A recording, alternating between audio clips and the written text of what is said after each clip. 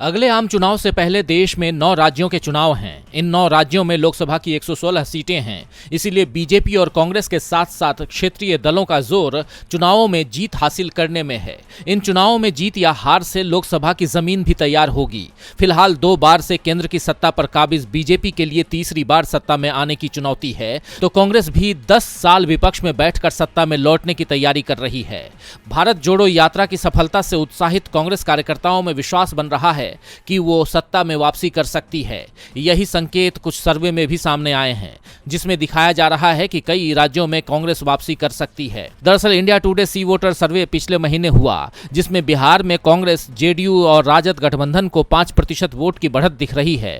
वहीं कर्नाटक और महाराष्ट्र में भी कांग्रेस फायदे में दिख रही है। सर्वे के अनुसार अगर आज चुनाव हुए तो यूपीए को 153 सीटें लोकसभा में मिल सकती हैं और 29% वोट शेयर मिलेगा। वहीं 92 सीटें अन्य को मिलने की संभावना दिखाई दे रही है। कर्नाटक और महाराष्ट्र, जिन 2 राज्यों में अभी बीजेपी की सत्ता है, वहां बीजेपी को नुकसान हो सकता है और 40 लोकसभा सीटों वाले बिहार में भी बीजेपी की हालत खस्ता हो सकती है।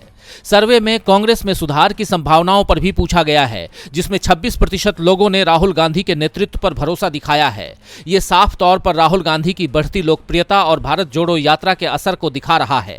राहुल गांधी की 5 महीने की पदयात्रा में लोगों का जो उत्साह दिख रहा था, वो अब वोट में तब्दील हो सकता है। इसके संकेत इस सर्वे में मिले हैं। वहीं यूपीए के लिए राहत की खबर सर्वे से आई है। अगस्त 2022 के सर्वे में यूपीए के खाते में 125 सीटें आने का अनुमान था, लेकिन जनवरी 2023 में 153 सीटें यूपीए को दी जा रही हैं।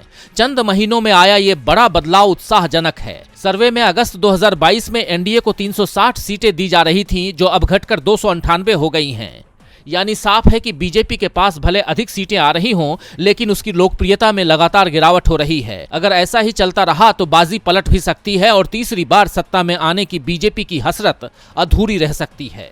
वहीं कांग्रेस और राहुल गांधी में लोगों का बढ़ता भरोसा बतला रहा है कि अगर थोड़ी और मेहनत की जाए और विपक्षी दलों में एकजुटता हो, तो फिर यूपीए केंद्र की सत्ता में आ सकती है।